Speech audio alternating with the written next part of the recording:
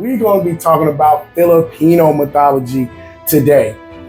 With it being October, guys, this is the month of everything creepy. And the Philippines is no different, because the Philippines has so many mythological creatures. When we did our search, we got up to 60 different creatures, dude. It's probably more. But we narrowed it down to 7 that people don't always talk about. So today, let's get into 7 mythological Filipino creatures that they don't always talk about. And these ones are outrageous.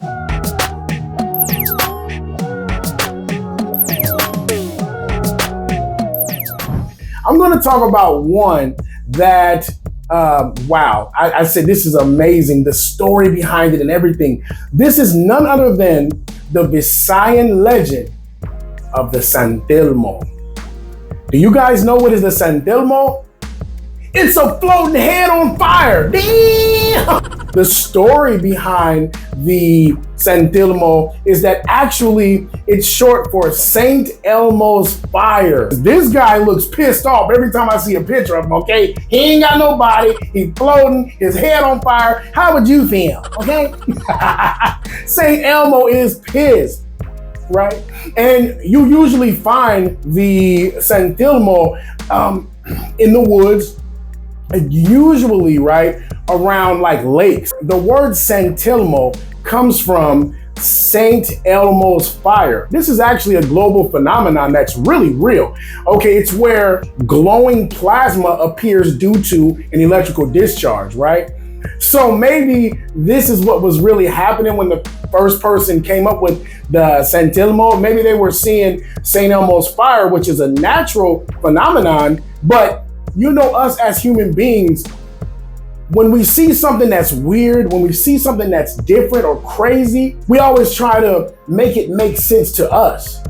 And the Santelmo was created because of that reason. Somebody saw some St. Elmo's fire, a plasma discharge due to electricity, and they said, yo, that's a head on fire. Damn! You know what I'm saying? And now, the legend of the Santelmo is born. I really found the Santelmo really interesting. He looks tough, you know what I'm saying? Head full of fire, he's flying towards you. I mean, what does he do to you? Does he catch you on fire? Is that his trick? Does he bite you? What does he do? Does he eat flesh? Or he just looks scary as hell? Just trying to scare people. Here, let's read more. It is believed to be the spirit of a deceased person, often those who died violently or suddenly. Oh, you guys hear that? They say a lot of times when somebody dies violently, their spirit doesn't rest. Okay, and so this Saint Tilmo, this has that same type of story. Okay, it's an unrested soul. Now, where's his body? Listen, trust me, I do not know. I don't know what happened to his body, because in our research, it didn't tell us what happened to his body. You know what I'm saying? Maybe he was somebody who got beheaded. You know what beheaded is, right? He chopped off, right? But that's the Santelmo. That's interesting, man. Since I terrified you with that one, let's talk about a deity that's a little more positive, okay? Now check this out. Have you guys ever heard of something called the Diata? These are actually deities that come in the form of beautiful women. They look like goddesses, right? And they hang around natural features like mountains, rivers, forests. They often serve as guardians, diba, of these sacred places. I really thought that the Diawata needed to be on the list because, you know, whenever you talk about creatures, you think of something evil. You never think of some of the deities, right, that are considered guardians, right, are considered gatekeepers for these sacred areas, you know, enchanted rivers and the deep, lush jungles and beautiful forests of the Philippines. They believe that some deities are there to be guardians. And these beautiful creatures that they call the Diawata, they are guardians of the forest, diba? So if I ever become a monster, my girlfriend gonna be a Diawata, okay? Damn. No, another thing is that the Diawata, this story dates back, right, all the way back before the colonial times. Okay, this is when the Filipinos had more of like an animist type religion, the tribal and old school beliefs. That is how old the story of the Diawata is. Yes, the Diawata are considered benevolent beings that, protect nature and help humans. But only, now this is the caveat, okay? Only if you're respectful to the Diawata. Now, what happens if you're disrespectful to the Diawata? They get you sick, illness. What were you gonna say, babe? Yeah, it could result illness or misfortune. Misfortune, illness. So basically, you're gonna be sick and broke. Damn! So don't mess with a Diawata. Respect the mythological creatures of the forest in the Philippines, diba? But yeah, that's what will happen to you. You illness and misfortune, which to me is defined as sick and broke. So if you don't want that, don't be disrespectful to a Diawata, okay? It's said that the Diawata actually can heal people and they give wishes too, you know what I'm saying? So it's like, I guess not like a genie, but yeah, they give you wishes. My first wish is to wish for more wishes. Damn, is that against the law? What is your first wish? I wish for 235 more wishes. Then you can't do that. Damn, you said I can wish for what I want. I want some more wishes. I got all kind of shit. I don't want to hear me. Damn. Yep. The Diawata. That's cool. What else did you put on there, Queen? Sigman. Oh, Sigman. Now we talked about this briefly before on one of our videos, but it was a long time ago. So let's get back to talking about the Sigman, because I don't hear a lot of videos out here on Filipino mythological creatures talk about the Sigman, the strange cryptic-like creature. And this is from Visayan folklore, okay? The Sigman is put on this list as an outrageous creature, okay, of the Philippines, because guess what? First of all, first outrageous thing, it walks backwards. Second outrageous thing, it walks with his head between his legs. Yes, it walks bent over. I can't even, look, I'm not that flexible, so I cannot do an example for you. Sorry. Okay, but this thing walked backwards with his head between his legs. I can't even picture that, right? Crazy, man. Walking backwards? What? And it'll whip the crap out of you with his tail? Damn. I notice a lot of the Filipino creatures, they dwell in the forests. This is the reason behind the tabi-tabi-po phenomenon. When you go into a forest that you've never been in, that that looks a little suspect, a little crazy, you always say the tabi-tabi-po to give honor and respect to whatever is in that forest. And I'm telling you, there's dozens and dozens of different creatures who dwell by the Filipino myths in the forest of the Philippines. So tabi-tabi-po, Dean Hashim coming through. Don't bite me. Don't hit me with no tail. Don't make me sick or broke, okay? Tabi-tabi-po. All right, then I'm walking. See? They keep Sigman too to bring them fortune. So wait a minute. Wait. Let me back this up. So you just told me the Sigman whips people with their tail.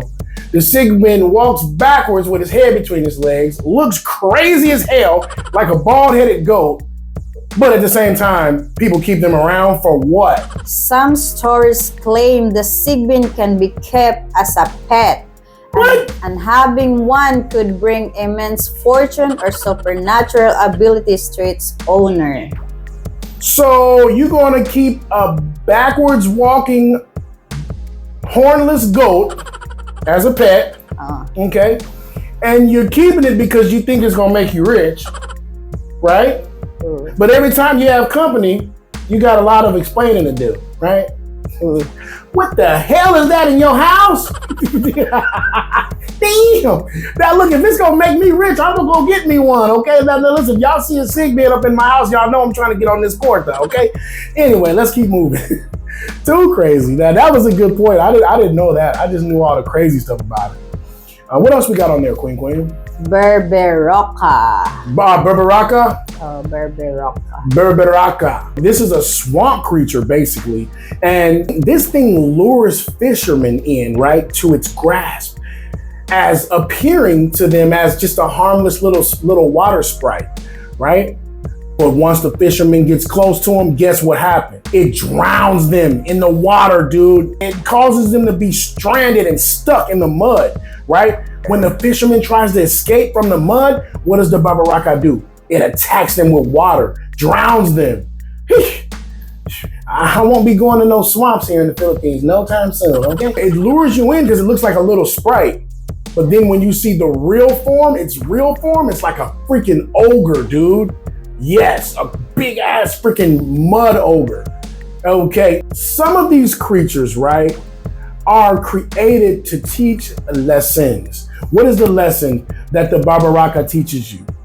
It's a lesson to not overfish the waters of the Philippines. Don't overfish. Don't take more than you need. Diba? That's why the legend of the Barbaraka came. If you're overfishing, it's gonna pull your ass in that water and you're gonna become a fish. Damn. Yeah, that's it. Number 5, Nuno Sapunsu. Oh, shoot. I don't know if I can pronounce that. Say it slow.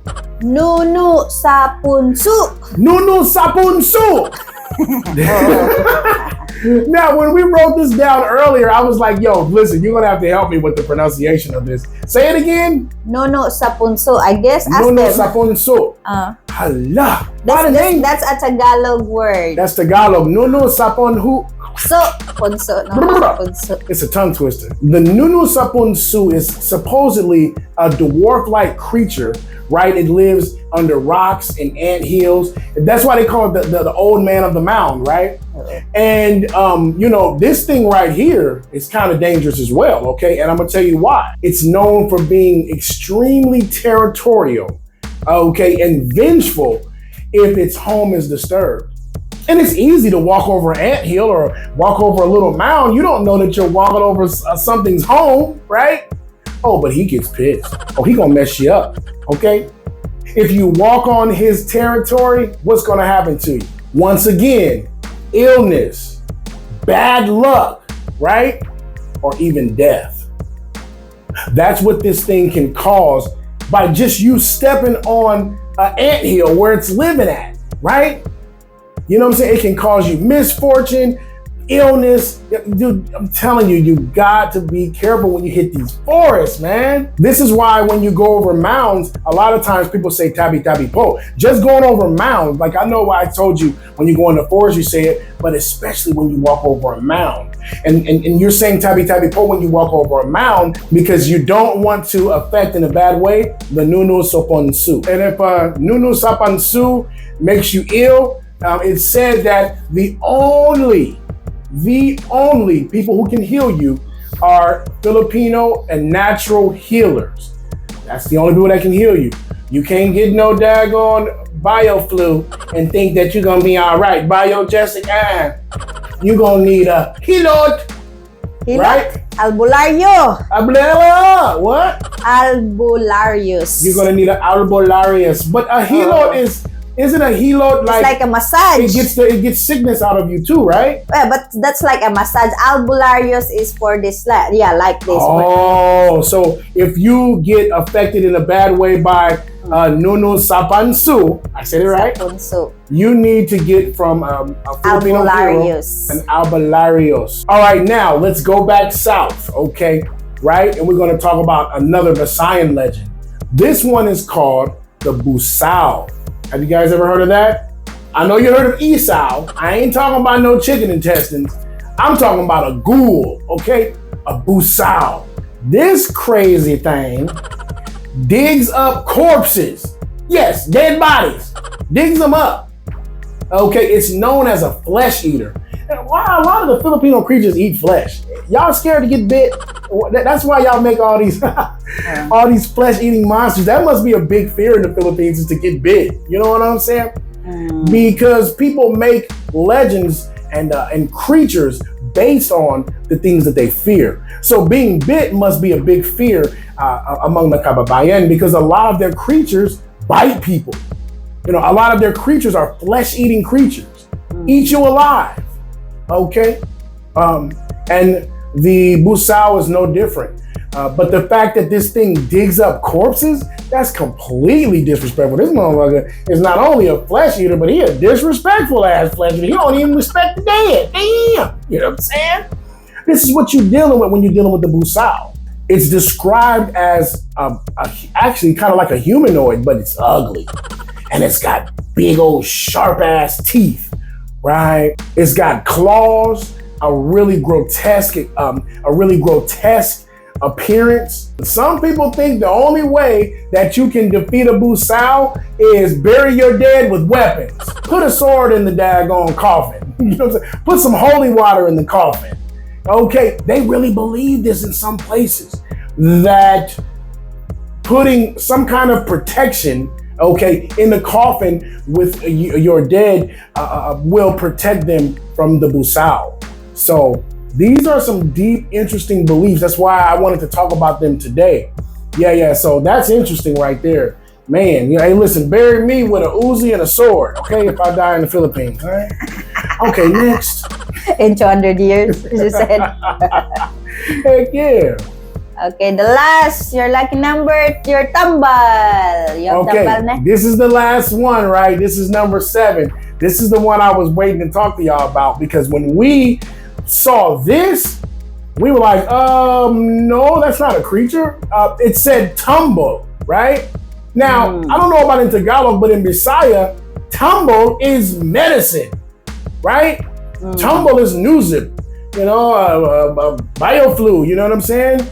But also, Tumbo, T-A-M-B-A-L, is also considered a Filipino mythical creature. Now, let me tell you about it. A lot of people don't know about this. Even Queenie said she didn't know about this until we did our research. Yeah, Tumbo. I don't know if it's pronounced Tambal or Tambol. What do you think? T-A-M-B. Tambal. It's like medicine. Almost like the medicine, right? But what is the creature, the Tumbo? A shape-shifting creature. It kills its victim, first of all, and then it assumes the victim's identity. Walks around the world like it's you, and it's really a freaking demon. Yo, this is sick, man. This was the one I wanted to save for last. Number one, because the name threw us off. We think Tumble, you go to Mercury, get you some Tumble. Nah. Okay, if one of these Tumbles see you in the forest, once again, we're talking about the forest. A lot of these dwell in the forest, and they wait for human beings to come through the forest so they can kill them and assume their identity. Okay? So that's dangerous. And so you could be walking amongst tumbles right now and you don't even know. But then again, no, you will know if it's a tumble, because even if it assumes your identity, it will make the eyes look different. The eyes will be all black, right? Oh. So what hell, well, yo, you can't freaking hide. If you a tumble and you change your identity to somebody else, your eyes is black, man. Well, maybe we don't know. Maybe when it's not pissed, when it's not pissed, his eyes looks normal, but when it's pissed, then his eyes go black. Oh. Tell me in the comments, y'all, if you guys have ever heard of the Tumbo, right? And if it's when it changes to another person, do the eyes become all black, or is that just when they're pissed? So when they're not pissed, does they look like the normal person that they assume their identity? I don't know. This is really a new one upon us, the Tumbo. We had never heard of this before, okay? But I know in the vast universe of the Team Dean subscribership, somebody knows about this. And that somebody or those somebodies, y'all need to comment and explain to this to everybody more about this creature, because this was our first time hearing about it, dude. And man, that's a dangerous creature, man. Take your likeness, take your identity and everything, and then be walking around the world doing all kind of wickedness. damn. It's like we watch in a show, no, or movie. Yeah, we were watching them. We're currently watching a show on Netflix right now called The Witcher, right? And they have somebody who can do that in The Witcher. They killed this guy, and then he just held onto his arm, and then he just turned into his exact body, face, everything. And he's been causing terror for the last few episodes we've been watching. Okay, they just now realized that it's not really the person they thought it was, that, you know, some kind of weird spirit assumed that person's body. So we're still watching it. We got to watch and see what happens. But yeah, even in American, you know, movies, we talk about shapeshifters and people who can change into other people's bodies and all this crazy stuff like that. But in the Philippines, these are called Tumbo. Tumble or Tumble. Also tell me in the comments what is the right pronunciation of this, okay?